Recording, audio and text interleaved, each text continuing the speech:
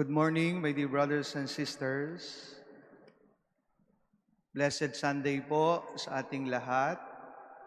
First of all, let us thank the Lord for gathering us in this beautiful Sunday morning as the Lord once again gives us another opportunity to praise and worship Him. Napakaganda po ng ating mga pagbasa ngayong araw na ito. 29th Sunday in Ordinary Time. And of course, we also celebrate the World Mission Sunday. My dear brothers and sisters, if I'm not mistaken, last month we celebrated the Teacher's Day. Tama po ba? At isa sa mga nabasa ko na post sa social media ay isang estudyante. Tinanong siya kung ano ang masasabi niya sa kanyang teacher. Marami siyang sinabi. Pero ang tumatak sa akin at ako'y natuwa nang sinabi niya na ang teacher niya is an image of God. She further explains why. At ang sabi niya, naramdaman niya sa kanyang teacher ang kanyang value, naramdaman niya sa kanyang teacher ang tulong na hinahanap niya, at naramdaman at nakita ang concern, pagmamahal at malasakit ng kanyang guro. Kaya para sa kanya, she has an image of God. My dear brothers and sisters, the teacher was able to convey the very and simple way of evangelization. Dahil naparating niya sa kanyang mag-aaral ang ibig sabihin ng pagmamahal ng Diyos. Her ability to make her students felt special, valuable, that made her and marked her to be the image of God for them. In our gospel this Sunday, the question of Jesus to those who wanted to entrap Him regarding obligations to state and the church, whose image is this? Whose inscription? And to understand the meaning and relevance of this question, magandang bumalik tayo sa unang libro ng Biblia and the book of Genesis that says, God created mankind in His image. In the image of God, He created them. Male and female, He created them. Ano po ang implikasyon nito? Since God's image is on us, God's claim on us calls for total commitment. Kaya sa ating pagninilay ngayong araw, tanungin natin, sino nga ba ang nagmamay-ari sa atin? Sino nga ba ang nakatatak sa iyo? According to Henry Nouwen, one of the tragedies of life is when we tend to keep forgetting our identity, who we are.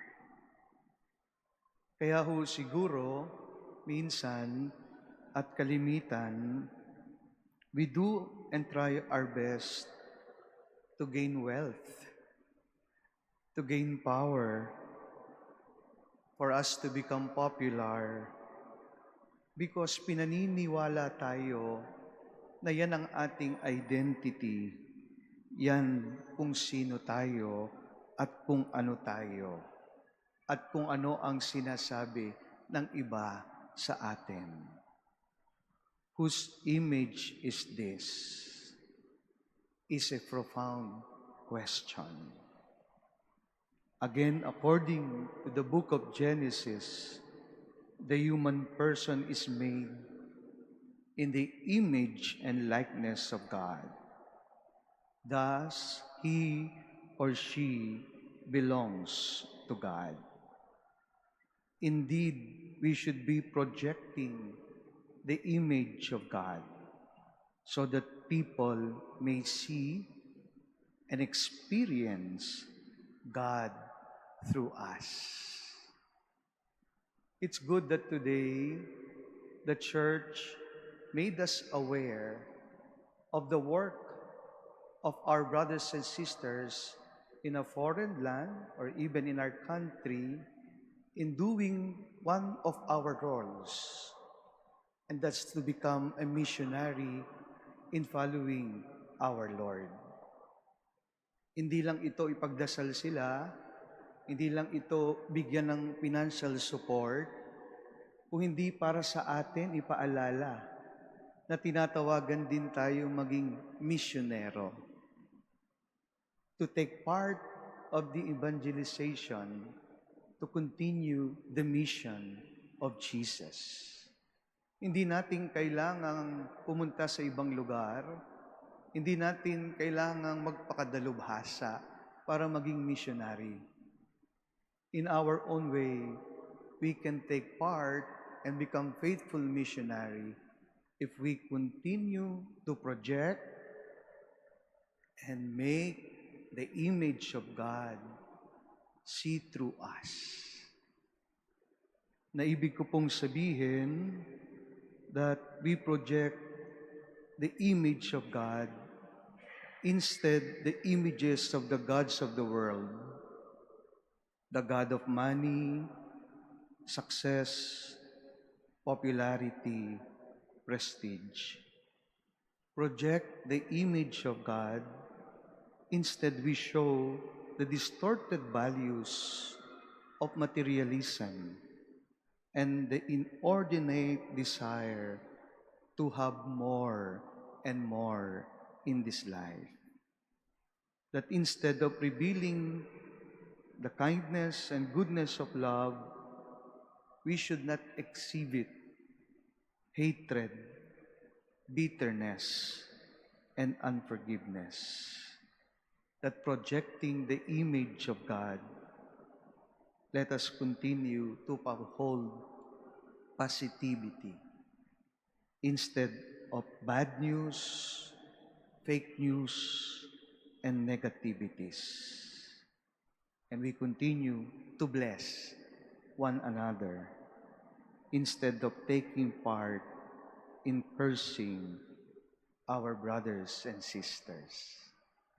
By that, I believe we take part in the mission of Jesus by projecting and seeing in us the image and likeness of God.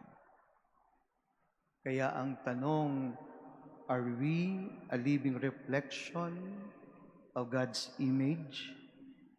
Let us constantly ask the grace and help of God that we may not distort our being created in the image and likeness of God, and always strive that each of us may become a living presence and reflection of God to our brothers and sisters.